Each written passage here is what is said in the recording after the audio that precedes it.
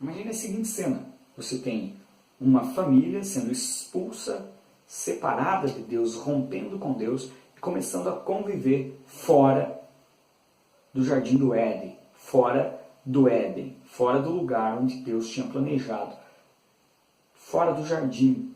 Deus queria um jardim na terra. Deus queria que Adão e Eva e toda a espécie humana transformasse toda a terra num jardim do Éden, toda a terra num jardim do Éden, até que você tenha um rompimento, esse rompimento chamado de queda, de ruptura com Deus, de declaração de independência de Deus. Adão quis declarar independência em relação a Deus e viver a vida dele. A partir disso, você tem uma família que começa a viver de forma nômade, a caminhar pela terra.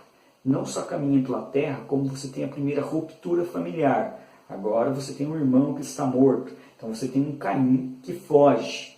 Agora imagine você com a sua família, como Caim fugiu com a sua família para algum lugar na terra, caminhando, fugindo do seu pai, fugindo de Deus, com medo. Extremamente, num lugar extremamente hostil. Então, se você não tem Deus mais, você começa a olhar, penso eu, para qualquer sombra, para qualquer coisa estranha, e começa a chamar aquilo de Deus. E começa a levantar a tua voz para que aquele barulho que está acontecendo não seja o Deus vingador querendo te matar, o Deus que te expulsou do jardim do Éden, quando na verdade foi você que deliberou, escolheu, decidiu sair. Por anos essa humanidade caminha nômade, até que ela chega num lugar, que ela começa a desenvolver um certo tipo de civilização. Mas há uma distância tão grande entre o Deus que se conheceu, ou que começou o projeto, para aquela humanidade que começa ali o berço da história humana. Por isso, no berço da história humana, eles são todos politeístas. Acreditam numa diversidade de deuses enormes. Tudo para eles vira Deus. Mas aí você tem um homem chamado por Deus. Mas qual é o contexto em que esse homem é chamado? Esse homem é chamado depois de uma grande catástrofe, que é o dilúvio, que já se passaram aí depois do dilúvio, uns 100, 200 anos. Mas tem uma pessoa que está viva ainda. Noé. Abraão nascendo, mas não só Abraão está nascido, como Noé ainda está vivo, os filhos de Noé ainda estão vivos. Então você tem a informação diretamente da fonte. E não só diretamente da fonte, hoje você pode dizer assim, o dilúvio eu não sei se existiu. Abraão não podia dizer isso. Que Abraão podia chegar para Noé e dizer assim, Noé, como que foi o dilúvio? Se alguém dissesse para Abraão, você acredita no dilúvio? Eu falei assim, não é questão de acreditar. Vamos lá conversar com Noé. Noé, eu não sei, eu preciso saber mais sobre o dilúvio. Eu falei, vamos lá na casa do Noé, conversar com ele. Vamos ir lá na casa do Sete, do filho dele. Eles eram vivos ainda, eles eram contemporâneos. A informação do dilúvio poderia ser viva ali. Mas Deus também acaba se revelando a Abraão. Não só se revela a Abraão, como chama a Abraão também. A promessa que Deus faz é muito interessante.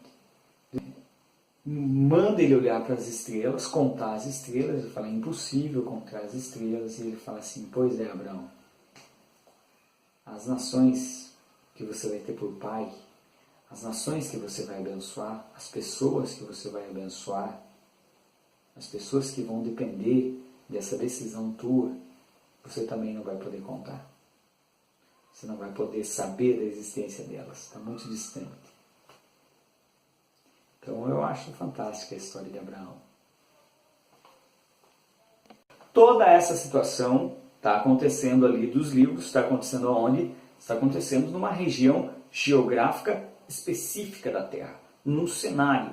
Há um cenário geográfico que está acontecendo essas histórias todas do Antigo Testamento. Onde é numa região conhecida como Crescente Fértil, ou Mesopotâmia. Mesopotâmia está dentro da Crescente Fértil. Crescente Fértil é o berço da humanidade. Considerado não só o berço da humanidade, mas ali tem toda uma história das primeiras civilizações. Então, quando as pessoas chegam ali, na Mesopotâmia, na Crescente Fértil, que abrange ali, Crescente Fértil abrange Egito, Mesopotâmia e a Síria. Você deve estar vendo aí no mapa, né? É isso que abrange. Por que é Crescente Fértil? Fértil tem a ver com a fertilidade daquele local. Nós temos ali os principais rios do mundo, temos os dois rios, Tigre e Eufrates, aqui próximo da Mesopotâmia. Nessa Mesopotâmia, que quer dizer meso, quer dizer meio, e potâmia, do grego, quer dizer rios. Então você tem entre dois rios, meso, meio, potâmia, rios. Então, entre dois rios, entre o Tigre e o Eufrates. Depois você tem o rio Nilo, cortando todo o Egito. O rio Nilo, ele é o rio de maior extensão do mundo. Tá? Em extensão. É o maior rio em extensão do mundo. E aí o que acontece? Teve um cara lá nos Estados Unidos, não sei o nome dele, não lembro agora, que ele está lá um dia vendo o mapa, vendo a Crescente Fértil, ele percebeu que dava para fazer uma meia-lua. Dava para desenhar uma meia-lua, bem certinho, dentro da Crescente Fértil. E aí ele falou, olha, dá para fazer uma meia-lua. E aí o apelido pegou. Ficou Crescente, Crescente Fértil. Entendeu? Claro, ninguém naquela época chamava de Crescente Fértil. Claro, ninguém naquela época chamava de Mesopotâmia. Agora que a gente chama nos nossos estudos. Porque é assim que a região ficou conhecida depois, posteriormente. Mas é ali que se desenvolvem as civilizações. Ora, por quê? Todo mundo é nômade. Estão andando pela terra e começam a chegar num lugar onde não precisa mais. Eles podem agora começar a plantar. Podem agora começar a desenvolver as civilizações. Então, é claro, ali fica mais fácil de surgir. Então, enquanto tem as cheias, as pessoas estão construindo perto do rio, construindo suas casas, construindo a civilização, colocando as pessoas para trabalhar para construir as pirâmides, tudo isso ali mesmo perto dos lugares mais desertos do mundo. Mas, de repente, vem a seca e, por incrível que pareça, quando é a baixa do rio, que é um pouco mais seco, é a hora de plantar. E eles começam a plantar no rio, numa terra extremamente fértil por causa daquele rio, e as civilizações começam a desenvolver ali. Não é diferente. Mesopotâmia vai ter ali, então, uma cidade que nós podemos chamar de Ur dos Caldeus.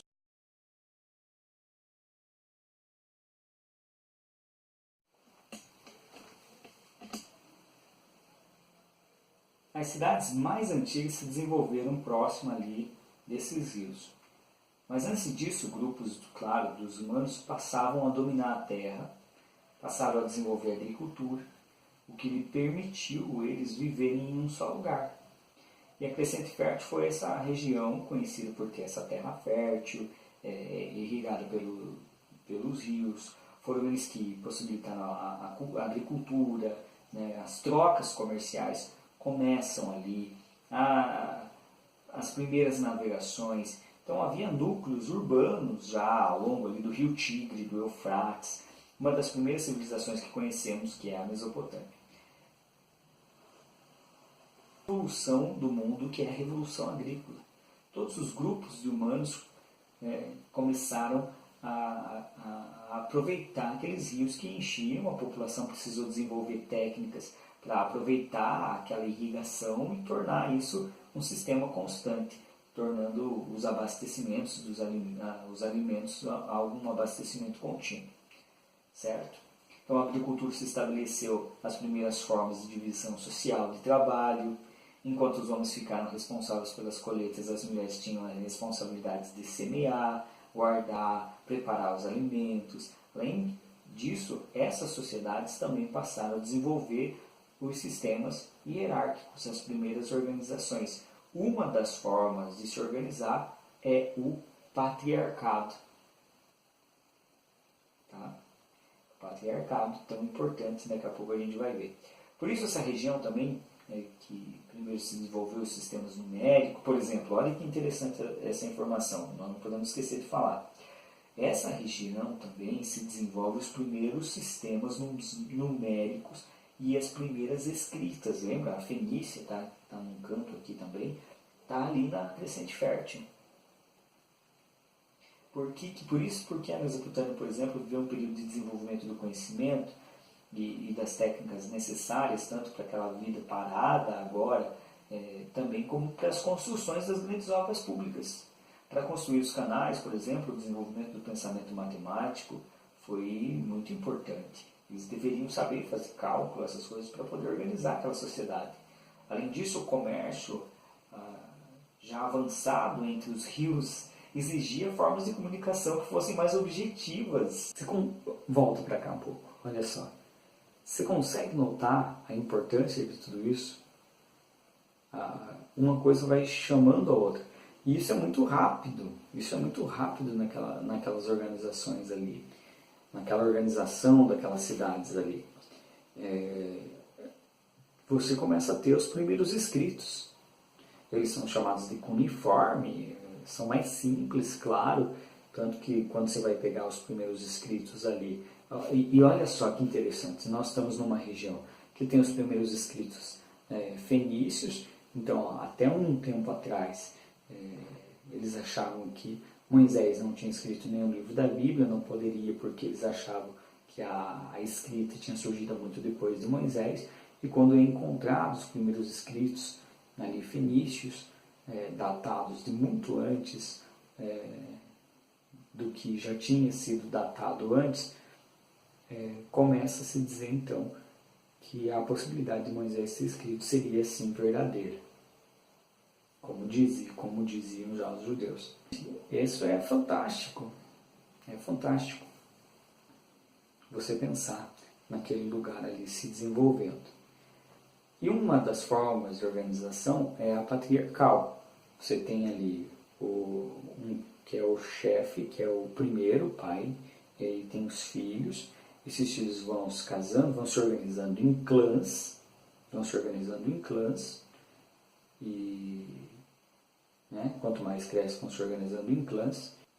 E aqui já é interessante deixar registrado que Abraão, que vai se tornar aí o patriarca da nação de Israel, Abraão, ele comprou a terra de Canaã. Ele pagou pela terra de Canaã. Então Israel não invadiu Canaã depois lá de muitos anos para tentar pegar. Não, Canaã tinha sido comprada por Abraão. Não só a terra prometida, mas é a terra comprada por Abraão para desenvolver aquela nação que Deus havia prometido para ele. Ok? Claro que depois o povo é levado escravo para o Egito e depois da libertação com Moisés eles vão voltar para a terra deles. Ok? Vamos lá? Abraão. Então surge a figura então do pai Abraão. E aí Deus faz uma promessa para Abraão. Inclusive muda o nome de Abraão, que é pai das alturas, Abrão, que é pai das alturas, para Abraão, pai de nações. E aí Deus faz uma promessa para Abraão. Deus faz uma promessa naquele cenário geográfico, mas num cenário politeísta, ou seja, um cenário onde se existem vários deuses. Ninguém, até aquele momento, em nenhuma nação, tinha se desenvolvido a questão de que existe um Deus. Eles acreditavam em vários deuses.